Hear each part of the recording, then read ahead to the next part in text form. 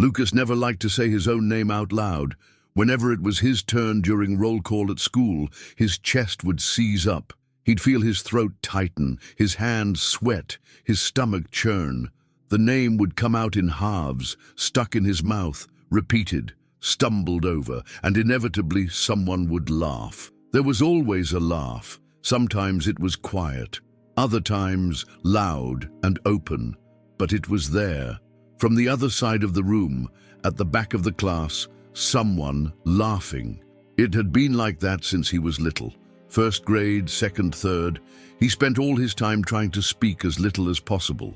He avoided raising his hand, avoided reading aloud, avoided any situation where he would have to explain himself. When he couldn't escape, he would lower his head and let the stutter come. He accepted the shame as part of his routine, and because of that, many people thought he was shy, or lazy, or uninterested.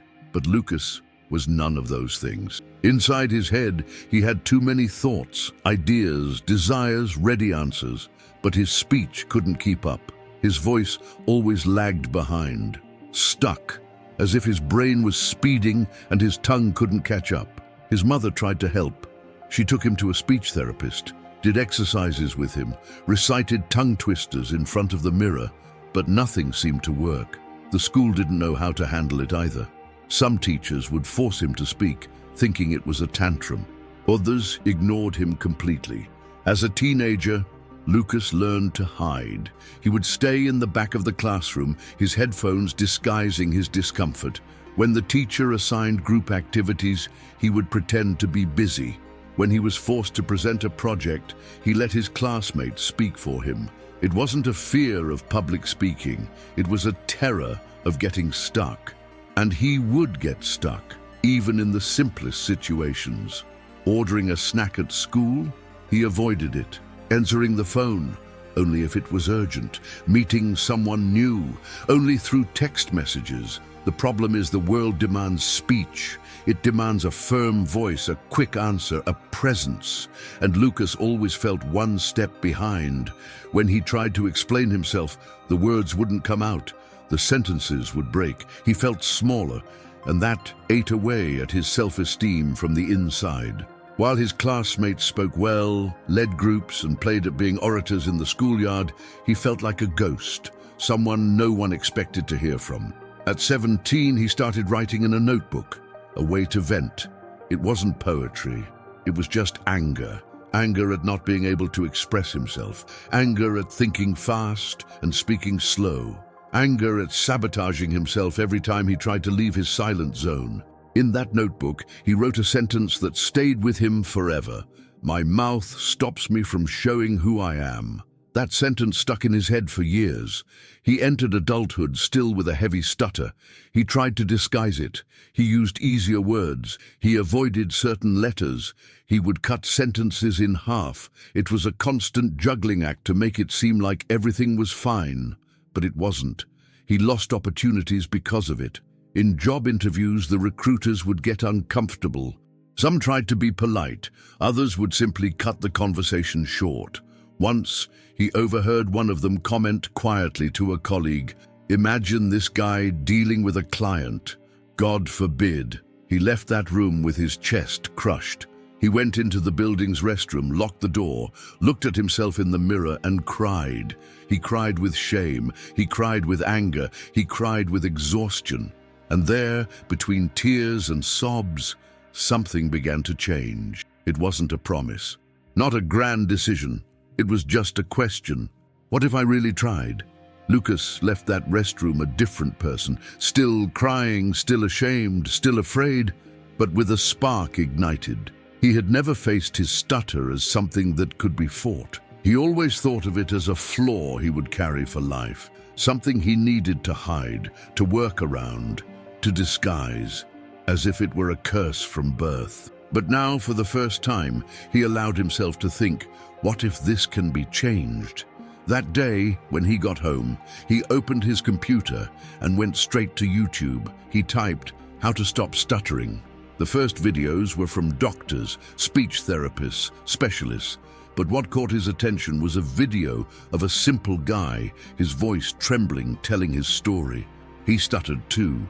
He started out stuck, completely insecure, and gradually he started to speak better. The video was old, the image quality was poor, but Lucas watched it until the end. And when it was over, he didn't feel pity. He felt a connection. For the first time, he saw someone just like him, fighting the same pain and winning. He spent the night watching videos, he read forums, he found testimonials, he discovered there were support groups for people who stuttered, that there were real techniques, that it wasn't just bad luck, not just genetics, not being dramatic, as some would say. It was something that could be faced. In the following days, he started a routine. Every day when he woke up, he would read a text out loud for 10 minutes, locked in his room, in front of the mirror, holding his phone with a timer. It didn't matter if he got stuck. The important thing was to keep going. He also started practicing diaphragmatic breathing. He would breathe in counting to 4, hold it, and release it slowly, several times a day. At first, he felt ridiculous, talking to himself, getting stuck in the middle of words, listening back and feeling angry, but he forced himself to continue. Over time, he started recording himself. He took his phone and recorded short videos talking about anything: his breakfast, the weather forecast, a random news story. In the beginning, he couldn't go for more than 30 seconds without getting stuck. But even so, he would watch it afterward and try to understand where he went wrong. One day, he had a bold idea to create a YouTube channel, not to go viral, not to get subscribers, but to expose himself, to lose the fear of being seen stuttering. He called the channel Speak Lucas. In the first video, he introduced himself with a quiet voice, looking to the side, getting stuck on every third word, but he didn't edit anything, he didn't add any effects, he didn't try to hide it. He uploaded the video as it was. He went to sleep with his heart racing. The next day, there were 19 views, 4 comments. 3 were from acquaintances offering support. 1 was from a young man from rural Wyoming who wrote, "Man, I'm just like you. I've never told anyone this. Thank you for this video." Lucas read that and was paralyzed for a moment, because that one message was worth more than 1,000 likes. It was proof that his pain wasn't his alone, and that maybe, by exposing himself, he could give a voice to others who were also hiding. From then on, he started posting every week. He talked about shyness, about bullying, about shame. He told stories of his experiences trying to order food, trying to introduce himself in a class, trying to talk on the phone, all still with a stutter, but now with less fear. The more he spoke, the more confidence he gained. He began to challenge himself. He agreed to go to a meeting of a support group for people with speech disorders at a nearby university. It was free. He sat in the back of the room. He listened to stories, older people, younger people, an 11-year-old boy who said he had never read out loud in school, a woman who cried as she told how her own family ignored her for speaking too slowly. At the end of the meeting, they opened the microphone. Lucas hesitated. His heart was in his throat, but he stood up. He walked to the microphone as if he were walking on glass. When he took the device, his arm was trembling. He started with his name. He got stuck. He started over. He got stuck again, but he didn't stop. He said it was his first time speaking in public. He said he had created a channel to try to overcome the pain. He said he didn't know where it would lead, but that he wanted to keep trying. At the end, the room applauded. It wasn't out of pity, it was for his courage. On the way home, he cried again, but this time, it wasn't from shame. It was from relief, from liberation. Lucas realized that for the first time, he was putting himself out into the world without a mask. He still stuttered, he still got stuck, he was still afraid, but now he spoke anyway. And that changed everything. Little by little, the channel grew. Not explosively, not virally, but steadily. 1 subscriber a day, then 2, then 10. Sincere comments. People saying they cried watching his videos. People telling him they had hidden their own voices for years. People who had never spoken about this to anyone. Lucas answered every comment as if it were a letter. He would sit down at the end of the night, open his old laptop, and type calmly. He didn't copy and paste canned phrases. He knew what it was like not to be heard, so he made sure to listen to those who reached out to him. He recorded a video called "The Day I Cried for Stuttering" in an interview. In it, he told the story of the recruiter who laughed at his stutter. He told everything without playing the victim, but also without downplaying it. He said it hurt. He said he thought about giving up. But he also said that without that day, he might never have started to change. That video got over 10,000 views in 1 week.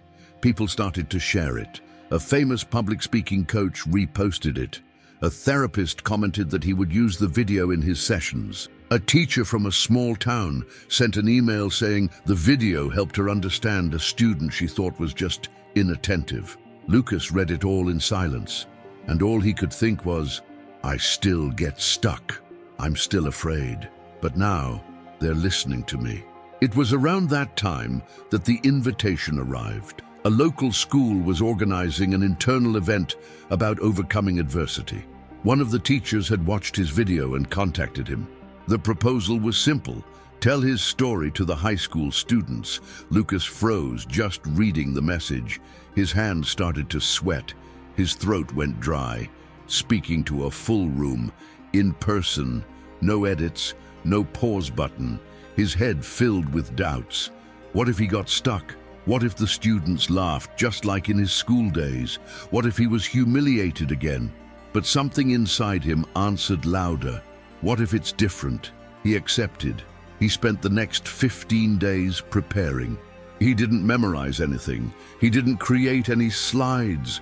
He just wrote down bullet points on a piece of paper and rehearsed the way he knew how, in front of the mirror, recording videos, speaking in his empty room with the fan running in the corner. On the day of the presentation, he put on the best shirt he had. He took a deep breath before leaving the house. He brought his backpack with his notebook and his phone. And he also brought an old fear in his pocket, like carrying a familiar weight. The school was simple. A small room, chairs in rows, distracted students on their phones. When the teacher introduced him, no one paid much attention. But when Lucas took the microphone, something he hadn't expected happened. He got stuck right at the beginning, on the first sentence. He tried to say, "My name is," and the "my" wouldn't come out. He started over. He tried again, and he got stuck again. Some students looked at him confused, others laughed, the same old nightmare. But this time, he didn't lower his head. He gripped the microphone tightly, took a deep breath, looked at the room, and said, his voice trembling, "This is how it starts. Getting stuck, ashamed, afraid, but speaking anyway." The room fell silent, and he continued. He told them about his childhood, about the jokes, about the impatient teachers, about the forced silences. He told them about the interview, the restroom, the hidden notebook, and little by little, the students stopped looking at their phones. They started to pay attention. When he talked about his channel, his first recording, the support group, some people smiled. When he talked about the first comment from a follower, a girl wiped her eyes. When he told them he was standing there in front of them, with his heart racing but speaking anyway, they applauded. At the end, no one wanted to leave. Several students came up to him. A short boy said he was ashamed to read in public. A girl revealed that her brother stuttered and hid himself away. A teacher hugged him and said he had said more than many people who have a clear voice. On the way home, Lucas walked slowly. No music in his headphones, no looking at his phone, just feeling. For the first time in his life, he had been heard completely, not for the perfection of his speech, but for the power of his truth. And on that day, he finally understood. The problem was never the stuttering. The problem was thinking that because of it, he didn't deserve to speak. After that talk at the school, Lucas understood something that changed everything. He didn't have to speak perfectly. He just had to speak truthfully. It was like taking off a suit of armor he had been wearing for years. Before, Every presentation was a war against his stutter. Now it was a conversation. He wasn't there to impress anyone. He was there to represent a lot of people who lived in silence, just like him. The response was bigger than he expected. The school teacher posted a short video on Instagram, his stuttering at the beginning, the recovery, the sentence that became a mantra. This is how it starts, getting stuck, ashamed, afraid, but speaking anyway. The video circulated. In 2 days, it surpassed 50,000 views. People came from everywhere to comment. Teachers, psychologists, students, mothers of children with speech difficulties, all saying the same thing. This is what we needed to hear. From then on, the invitations didn't stop. Lucas received emails from schools, universities, churches, community groups, people asking for talks, conversations, discussion circles. He still didn't charge anything. He just went, because he knew that every speech was practice. One more step toward freeing not only his own voice, but the voices of those who listened to him.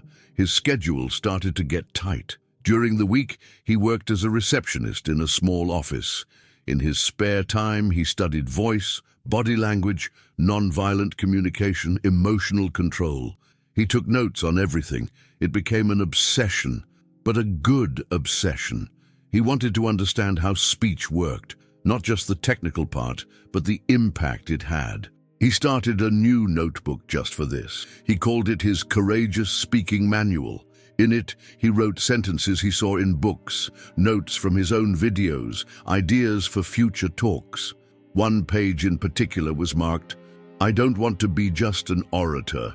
I want to be a bridge for those who still live in hiding." But it wasn't all progress.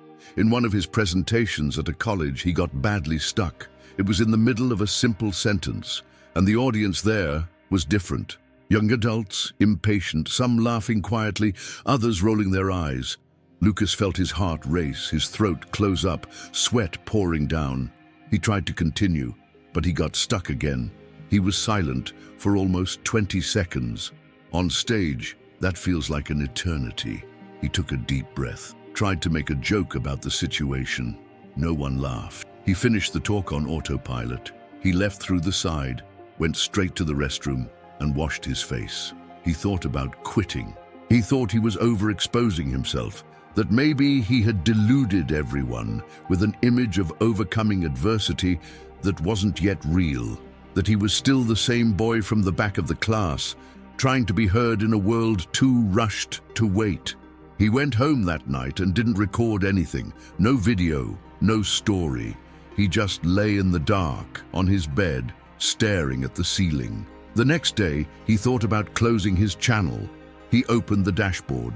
He had already written the farewell post.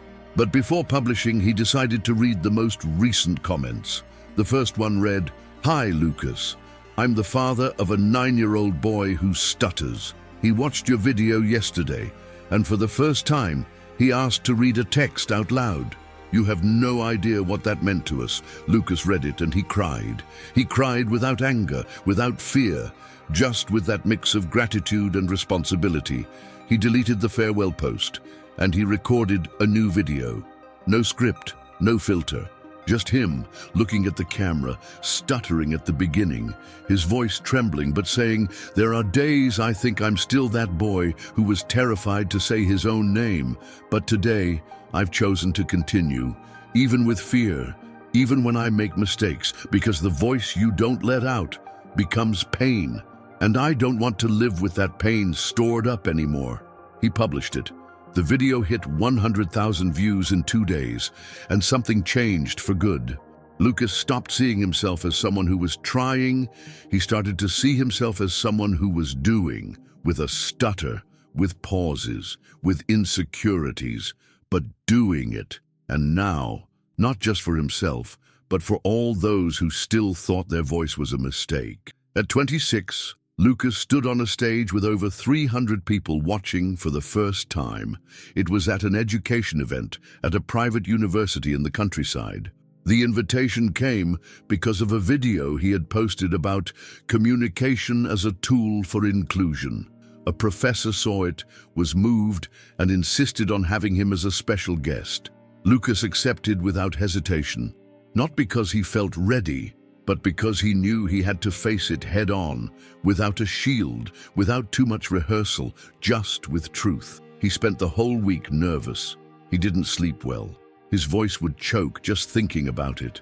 But this time, something was different. He was no longer ashamed of his stutter. The fear was something else. It was the fear of disappointing those who believed in him. On the day of the talk, he arrived early.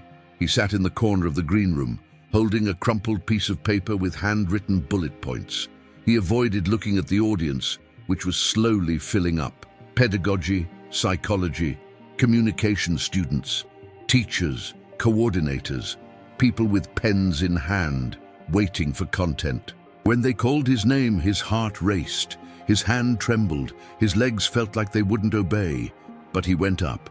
No slides, no presentation with background music, just a microphone in his hand and the story stuck in his throat. He started by introducing himself, got stuck on the second word, stopped, breathed, smiled faintly, and let out the phrase that had already become his symbol. This is how it starts. Getting stuck, ashamed, afraid, but speaking. Anyway, the audience chuckled. But this time, with him, not at him. There, something unlocked. Lucas told them everything. His childhood, the nicknames, the presentations he avoided, the day the recruiter laughed, the night in the restroom, the YouTube channel, the first time he spoke to someone without pretending to be someone else. He told them about the messages he received, about a 60-year-old man who had never spoken in public and, after watching his videos, decided to tell his story at a church meeting.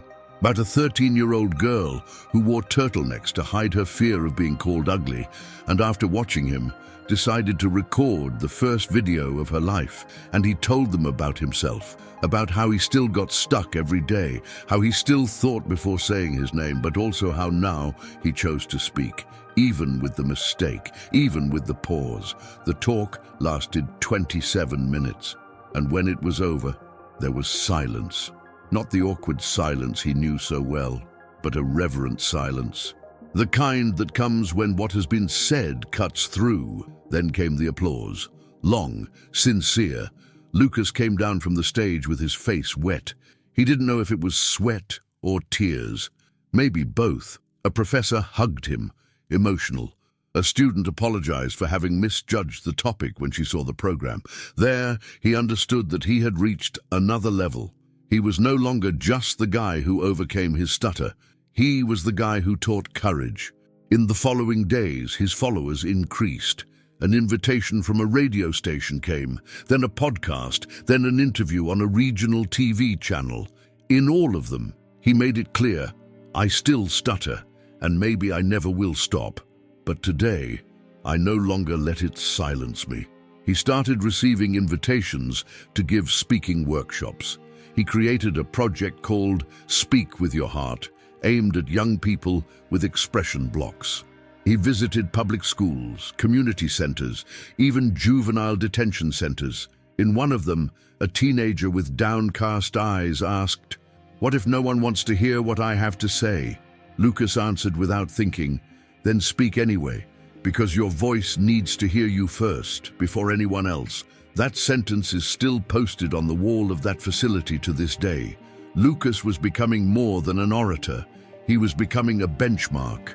But what kept him grounded was remembering the 9-year-old boy sitting in the back of the class, hoping the teacher would skip his name during roll call. That boy still existed, but now he had a stage, an audience, and a purpose. Lucas still didn't see himself as a professional speaker. Even after having spoken in more than 20 places, even with his videos reaching thousands of people, even with invitations arriving every week, he still had trouble introducing himself as an orator. In his head, an orator was someone who spoke cleanly, firmly, with a beautiful voice, perfect diction, trained gestures. It was someone like the speakers he saw at bigger events, who wore blazers, showed slides with catchphrases, and never stumbled on a single word. Him? He still got stuck.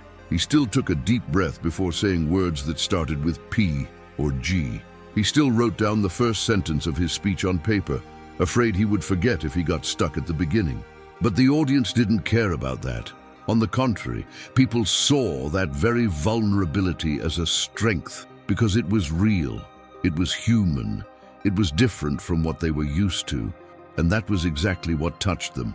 It was after a talk at an education conference in Chicago that everything changed. The auditorium had almost 1,000 people. It was the largest audience Lucas had ever faced. He was invited by one of the organizers, who discovered his work through a teacher from a small town in Sao Paulo. She said the theme this time was communication and social impact, and she had no doubt about who should open the event. Lucas arrived a day early. He slept poorly. He woke up with his stomach in knots. He still thought about declining, but when he saw his name on the official program, he felt he could no longer back out. Before going on stage, he locked himself in the dressing room bathroom and did what he always did. Looked in the mirror, took a deep breath, and said to himself 3 times, "I don't have to be perfect. I just have to be true." When it was time to go on, his eyes looked for the floor. There were so many people with badges, with phones in hand, with expectation in their eyes, people who had paid for a ticket, people who had perhaps never heard of him. He started slowly. He introduced himself, got stuck on the second L, breathed, continued. He didn't try to hide it. He said yes, he still stuttered, but that it was no longer a source of shame. It was the mark of a survivor, the mark of someone who chose to keep going even when everything inside told him to shut up. Little by little, the faces turned toward him with real attention. He told the whole story, in detail, not just the bullying or the interview that went wrong, but the nights he cried in silence, the heavy thoughts he faced, the feeling of not belonging, the sensation of carrying a broken voice in a world that only hears those who shout correctly. He also talked about the videos, about the first comments, about the young people who wrote to him saying that because of him, they were able to present a project at school, about the mothers who sent messages thanking him for giving their children courage, and he told them about the time he wanted to quit, about the day he almost closed his channel because he thought he still wasn't good enough. When he finished, there was no final slide, no catchphrase with a musical background. There was silence. And again, that same kind of silence, the one that comes after the truth has been spoken with a whole heart. The auditorium stood up, a long standing ovation, people crying, people filming, people thumping their chests as if to say, "This touched me inside." On his way out, a woman approached him. It was one of the event organizers. She hugged him tightly and said, "Lucas, you're not just an orator, you're a walking healing." He didn't know what to say, just thanked her, his eyes watery. The following week, the same woman contacted him with a proposal. She wanted to hire him for a series of talks across the state in partnership with public schools. It would be 15 meetings in 3 months, a fixed salary, a stipend, lodging. It was the first time someone had offered him real money to speak. Lucas was in shock. He remembered the recruiter who laughed at his voice. He remembered the interview that went wrong. He remembered the times he was afraid to even order bread at the bakery. And now, they were paying him to speak. They wanted to hear his story, not in spite of his stutter, but because of it. He accepted. And on that same day, he went to the state revenue website. He registered his business. Trade name, Real Voice. In the business activity registration, he chose motivational speaker. It took him almost an hour to hit the confirm button, not because he had doubts, but because for the first time he felt he was giving a name to what he really was. And at that moment, Lucas became a professional of the word, with stumbles, with pauses, with fear, but with truth. After the state project, Lucas's voice began to reach places he never imagined. One of the talks he gave at a rural school was recorded by a teacher. The video ended up on TikTok, unedited, unfiltered, Just him, standing, talking to students sitting on the gym floor saying, "I am not the absence of a stutter. I am the presence of courage." That clip went viral. In 1 week, the video hit 1 million views. An invitation from a television network came. A Sunday show wanted to tell his story. The production team called, asked for permission to show old videos, asked if he would agree to a special feature. He agreed. On the day of the shoot, the crew came to the simple house where he still lived with his mother. They filmed him in the kitchen, slowly reading a letter he had written to himself. Then they went to a school where he was scheduled to speak that afternoon. Lucas got nervous, not because of the audience, but because of the cameras. For the first time, he felt like the world was watching too closely. When the story aired, everything changed. Companies started to reach out. They asked for quotes for private events. Universities offered contracts. A publisher wanted to release a book with his story. People suggested PR, brand positioning, online courses, monetization. He was happy, but also scared. At first he spoke because he had to. Now he spoke because they expected him to. And that brought a weight he didn't know how to handle. There were days he felt like an imposter. He thought he was selling his own pain, that he was being consumed as a ready-made story of overcoming adversity, meant to move people for 15 minutes and then be forgotten. He started to demand more of himself. He would record videos and delete them. He thought they weren't good enough. He would stop mid-sentence because he got stuck, and he no longer saw the beauty in it as he had before. On one of those days, a different kind of email arrived. It was from a 15-year-old boy named Peter. The text said, "Hi Lucas, I saw your video on TikTok. I stutter too. I tried to kill myself in January because I thought I would never be able to communicate with anyone. But after seeing you speak, I decided to wait a little longer. Today, I managed to read an entire essay out loud in school. No one laughed. Thank you." Lucas froze. He read it again and again. He was silent for almost an hour. Then he got up, picked up his phone, and recorded a short video. He was shirtless, sweaty, his voice choked with emotion. He just said, "I created this channel to save my own voice. But maybe it's saving others too, and that is bigger than any fear." This video got 500,000 likes, and more importantly, it brought Lucas back to his essence. He understood that he didn't need to become a perfect brand. He didn't need to turn everything into optimized content, into a polished aesthetic, into a commercial speech. What he offered was simple, but powerful. Presence, courage, representation. From then on, he began to turn down some invitations. He only accepted what made real sense. He kept up the visits to schools. He continued with the Speak with Your Heart project. He started doing weekly live streams just to answer messages from people who were beginning to open up. One day, a girl came on the live stream trembling without her camera on and said softly, "I've never spoken in public, but I'm here because I saw you get stuck and keep going.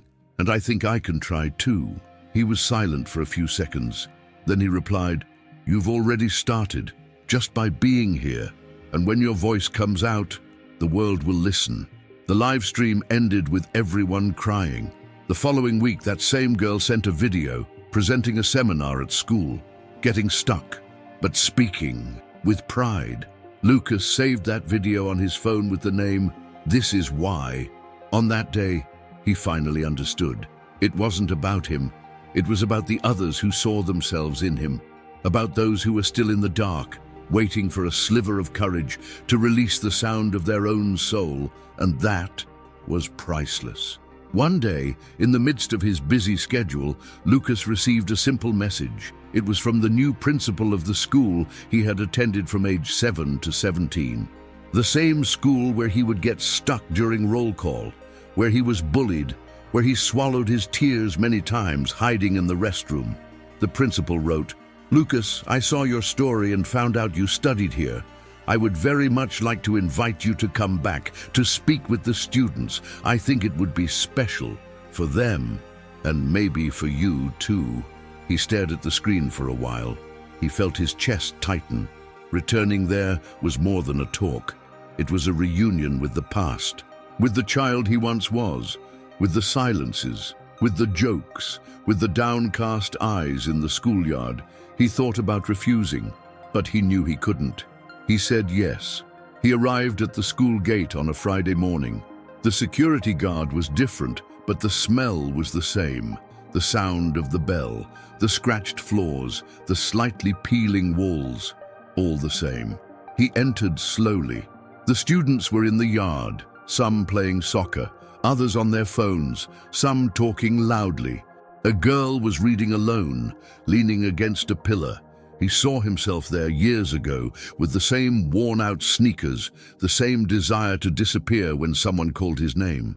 The principal greeted him with a smile and a hug. She took him to the teacher's lounge. Many of them were new, but one in particular recognized him. It was his high school English teacher. She looked at him in disbelief. "Lucas, you're the Lucas who stuttered?" He smiled and replied, "I still am. But now I speak anyway." She was moved. She said she remembered him being quiet, observant, always with kind eyes but trapped words. She said she was happy to see him there, like this. They went to the makeshift auditorium. A few rows of chairs, a microphone on top of a speaker, noisy fans on the ceiling. About 100 students were seated, inattentive, loud. When they announced his name, almost no one reacted. Lucas went up. He looked around. He felt the floor tremble. It was here.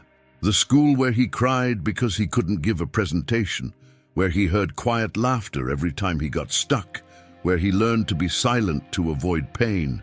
He took a deep breath. He began slowly. He got stuck on the first few words, but he didn't stop.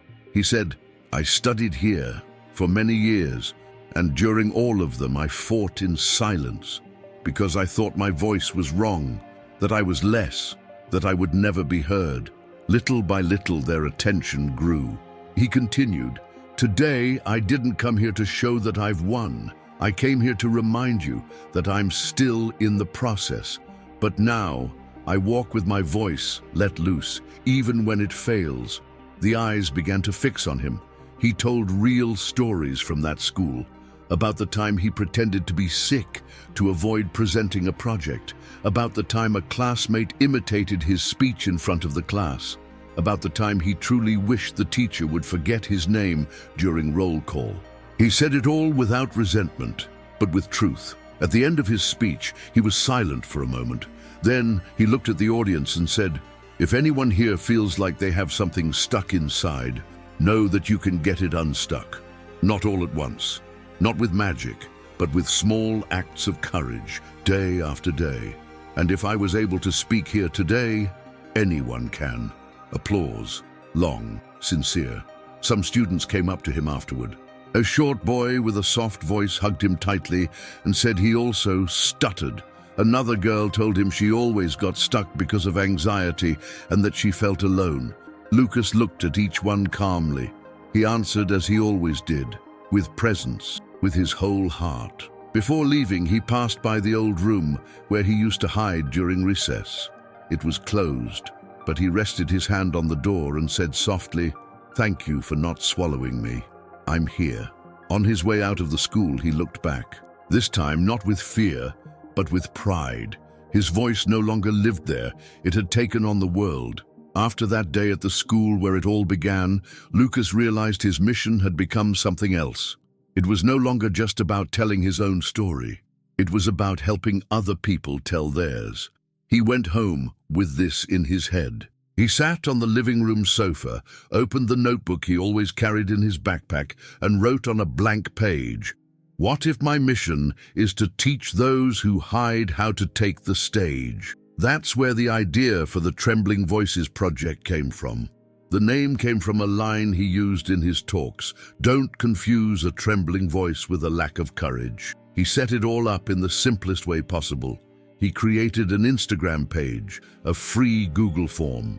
He wrote, "If you're afraid of public speaking, if you've ever gotten stuck, if you're ashamed of your voice, reach out to me. I want to hear you. I want to help you be heard." In the first week, he received over 400 messages. People from all over the country, teenagers, teachers, homemakers, people who had never told anyone they hid their voice, people who cried watching his videos, people who said, "I thought it was just me." Lucas created small online groups. He called them courage circles. No rules, no difficult techniques, just a safe space where everyone could get stuck, breathe, and try again. He would listen, support, give simple tips, breathe before a difficult word, pause without feeling guilty, make eye contact, speak however you can. He began to follow people closely. There was a young woman named Carol, 29, who had stuttered since she was 6. She had never been able to give a seminar. But after 4 meetings, she recorded a video of herself reading a poem. She cried at the end. She sent it to him with the caption, "My trembling voice is the most beautiful thing I've ever heard." Lucas posted that video with her permission, and it exploded. The page grew. The videos started to circulate in groups of teachers, companies, therapists. People started asking for in-person workshops. They wanted to learn from him, but not just about speech, about courage, truth, expression. That's when the biggest invitation of his life came, a TEDx. The email said, "Lucas, your story is everything TEDx represents. We don't want a perfect speaker. We want you." He stared at the screen for an hour. He cried alone. He remembered the bathroom of the building where he cried after the interview.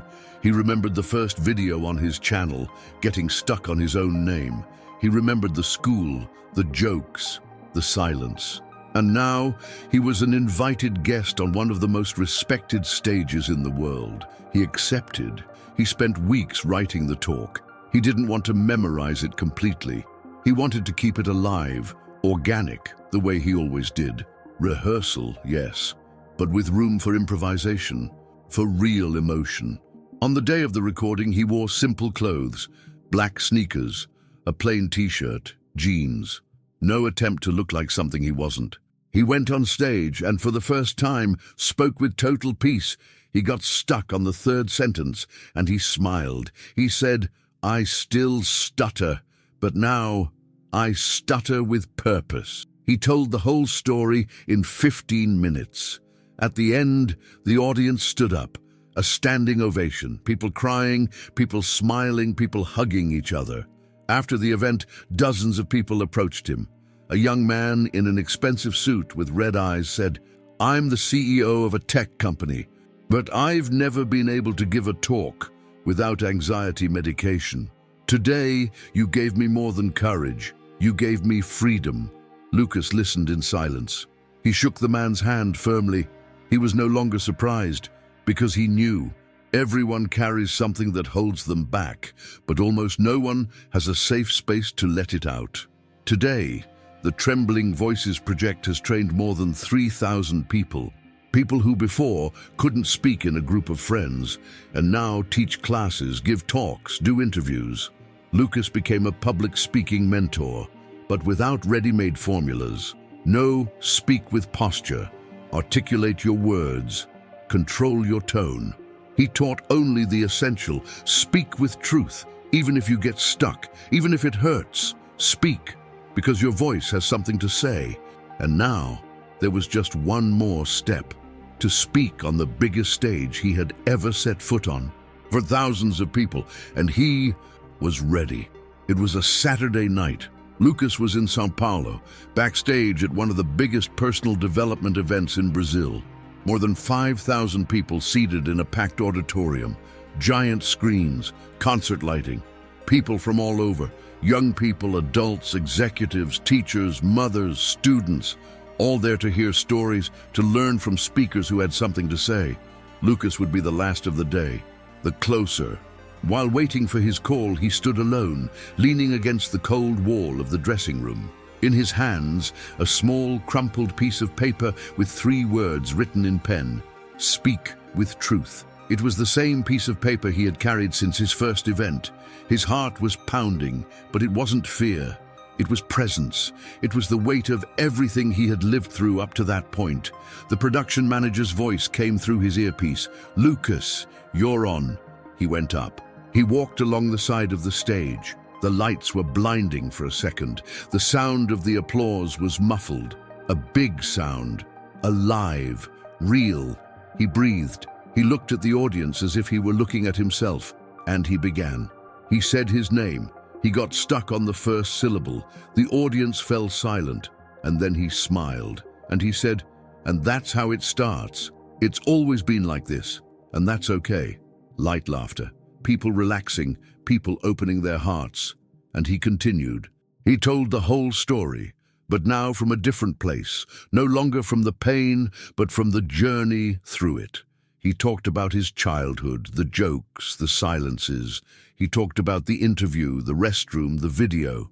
He talked about the 15-year-old boy who gave up on suicide after watching him speak, about the girl who never read out loud and was now a class monitor, about the executive who cried, saying he had never been truly heard.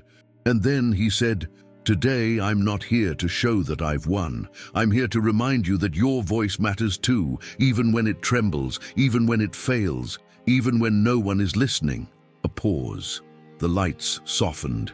On the screen, the phrase that had guided him his whole life appeared. "My voice is not a mistake. It is my path." The entire auditorium stood up. Applause, shouts, tears. People on their feet, thumping their chests, pointing to their own throats as if to say, "I have something in here too." Lucas didn't cry on stage. He cried later, in the dressing room, alone, with his face in his hands, in silence. But it wasn't pain. It was liberation. It was the sound of a soul that had spent years trapped in his throat and finally heard itself. The next day, the video of the talk was everywhere. Clips were circulating on Instagram, on TikTok, on WhatsApp. Headlines, "The man who stutters," and moved thousands with his own voice. But for Lucas, none of that mattered more than what came next. A week after the event, he received a simple envelope. No return address. Inside, a handwritten letter. "Hi, Lucas. My name is Clara. I'm 63 years old. I've never been able to speak in public. I've always been quiet, stuck, hidden. But after listening to you, I went to church and asked to read a verse. I got stuck. I stuttered, but I read it. And my grandson cried. He said he had never heard me speak so much. Thank you for giving me my voice back." Lucas saved that letter in a wooden box his mother had given him years before, the same one where he kept the old notebook with his phrases, his notes, his childhood drawings, and he put a new sticker on the lid. "The voice of one can awaken the courage of many." Today, Lucas gives talks to thousands of people, but he always starts the same way. He says his name, getting stuck, breathing, and continuing, because now he knows courage isn't about not stuttering, it's about speaking anyway. All right, it's that time. If this story has you hooked, let's do the full ritual. Hit the like button to support the channel, subscribe so you don't miss a beat, and ring that bell to be the first to know what's coming. Your opinion is golden, so drop it in the comments below.